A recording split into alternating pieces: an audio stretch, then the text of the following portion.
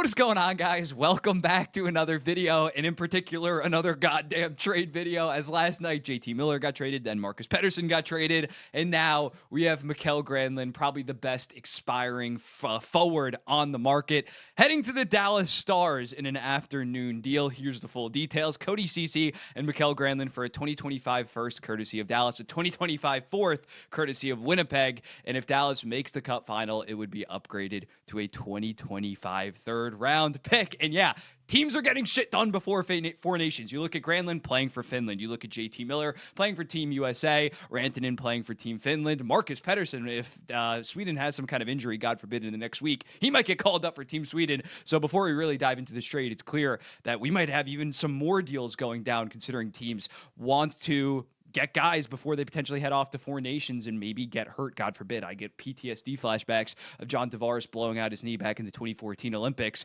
Hope that doesn't happen, but it's definitely a serious concern for these teams. And yeah, let's get into it. I think that this is a very good deal for both teams, considering the Dallas Stars. You maybe don't think that they needed a forward, but this kind of tells me that Tyler Seguin's injury is looking more so like a 6-month injury than, say, a 4-month injury. He obviously hurt his hip labrum surgery, I think, that he had to undergo. And the timeline was 4 to 6 months. This was in mid-December, so 4 months had him pegged right before the start of the playoffs. 6 months would have him pegged at around the Stanley Cup final. So clearly they're thinking that it's maybe somewhat more in the middle. He might not be back for the Western Conference, say the second round. And as a result, I don't hate the idea of going out and getting a rental forward, especially a rental forward that has been so good the last year and a half as Mikael Granlund. You're not going to get a 70-ish point guy in terms of a rental that cheap. He's just been great for San Jose. Great playmaking guy. Doesn't offer you that much defensively. Offers you actually probably net negative defensively, but he's a great playmaker. I think if you slot him with Duchesne, with Marchment on that second line, more so goal scorers. Mikael Granlund's not really exactly a great goal scorer, definitely more of a passer. I think that they can replicate some of that success. That line was like a top 5 line in the entire NHL for the first month or so in the NHL. And yeah, Granlund was the best pending unrestricted free agent forward. I don't expect them to kind of retain him, considering they got to pay guys like Robertson, Harley, and Wyatt Johnston in the near future. But for the Dallas Stars, they are all in. They are definitely all in. I would have liked them to get a defenseman, but the truth is the defenseman market just isn't there, especially on the right side. You had Pettersson get traded last night. He was the only other, alongside of Granlund, legit impact guy that was a pending unrestricted free agent. Provorov, you thought before the season that they would maybe trade him at the deadline. You thought most likely they would trade him at the deadline. They've been playing so good. I think they're definitely going to keep them. They're in a playoff spot kind of safely right now, like by like 2 to 3 points. Big win last night against the Utah Hockey Club, on top of course, winning for Johnny Gaudreau. But also guys like Ristolainen. Were you going to go out and get Ristolainen, who has 2 years left after this at $5.1 million?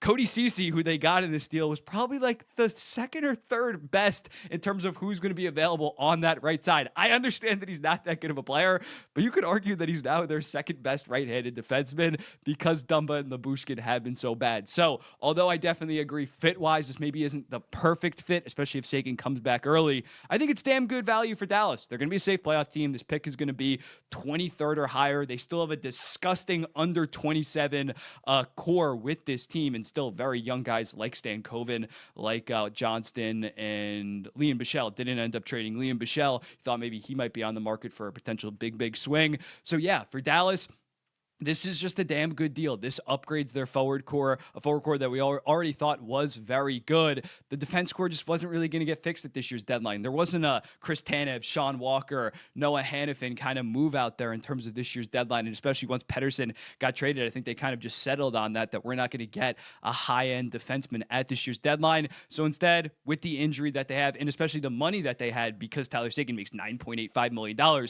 they were able to take on Granlund, who we're going to get with San Jose. Talk about with San Jose, they didn't have any retention spots, so this was kind of a good fit in terms of utilizing your cap space that you had opened up for Tyler Seguin. So overall, I think a very good deal by the Dallas Stars. I'd probably go with a B+. If it ends up being a third-round pick instead of a fourth, you're perfectly fine with having that happen, because that means that you make the Stanley Cup final. Very good job by Dallas, and also damn good by San Jose, considering we were a little bit uncertain because they didn't have that retention spot. Who was going to be able to fit Mikael Granlund's, I keep on thinking Marcus Pettersson, Granlund's $5 million. That's a sizable $5 million that we thought maybe a lot of teams would not have the capabilities to fit under their salary cap, but Dallas comes along in the perfect situation. Tyler Seguin hurt, that they can deal both Cody Ceci, who makes like $3.25 million, and Granlund. So awesome work by Mike Greer here. I was very open. I talked about it on the podcast of San Jose bringing back Granlund because he was such a good mentor for guys like Celebrini, Will Smith, Eklund the last season and a half in terms of being a damn good veteran presence and still an elite player. But I think, especially after the salary cap announcements yesterday, I think you got to let him go. I think he's going to get some kind of disgusting, like 5 to 6 year deal at around $7 million. I thought that maybe they could keep him for like 3 to 4 years, $6 million, maybe give him a 2-year deal that's like 7.5 just to have him for 2 years, not that much term. He's going to get absolutely paid on the open market. I'm looking at you, the Seattle Kraken or something crazy like that. And he's going to be 33 years old, I think, when he hits the open market. So considering the salary cap's going to implode, considering you weren't going to give this guy serious term, moving off him for a first round pick, it's not going to be a high first round pick. It's not like the New York Rangers first round pick that was traded yesterday. That could be 14th overall. At best, this is going to be what, like 22nd overall. Dallas is most likely going to finish with above 105 points, but still very good value. What I'd like to see San Jose do with this pick, I would like to see them flip it because I think that their prospect pool in their young core is so good right now. They're about to get another top 3, top 4 pick. I think that they should flip the 25th, 26th overall pick for an impact guy, not a massively impact guy, but like not like package him and Quinn Musty to make some win-win now move. But I think that picking up some guy in his mid to late 20s, forward or defenseman that can kind of fill the role that Granlund did the last season and a half and maybe have some term at a team-friendly rate, I think will be big for the San Jose team because the San Jose team, in terms of the development of the young forwards, does take a serious hit by losing a guy like Granlund. They still have Toffoli, who's been awesome for them, but I think next season, if they run back this same team, I don't expect them to, unless they make some moves in terms of improving just with some veteran presence and get some guys that are maybe a little bit younger, 25 to 29. I think that would be great for the San Jose Sharks. I don't think that because hitting on the 25th overall pick isn't really going to matter that much for this team's overall rebuild. They have their core pieces, especially if they get a Matthew Schaefer, that I would like to see them turn this pick into an actual roster guy that could be a part of the team for the next 7-8 years. But yeah, I think that this was a very good deal by both teams. For Dallas, I'm going to give it a B+. For San Jose, I'm going to give it an A- because, again, you were really concerned about how you were going to trade Ceci and Granlund at the deadline. You get a first-round pick. I'd say it has a 25% chance of becoming a first and a third instead of a first and a fourth because Dallas is really loading up for a potential deep run. On the Marcus Pettersson front, I didn't make a full YouTube video on this. Go follow my Instagram, MB on Hockey. I posted my trade grades there. But with that trade, I think both teams also did very good. I really like it for Pittsburgh because that pick has, again, a sizable chance to be 14th through 18th overall because it's from the New York Rangers. Awesome for that. I expected Pettersson to get a late first-round pick, and that was kind of it. You get a mid-first-round pick. That's awesome. I give them an A. For Vancouver, I give them a B, though. They get a very, very underrated defenseman, a two-way guy that is really just ate up minutes in Pittsburgh the last couple of years and has been their best two-way defenseman. Yes, Erik Karlsson has higher offensive ceiling, but Pettersson has been awesome.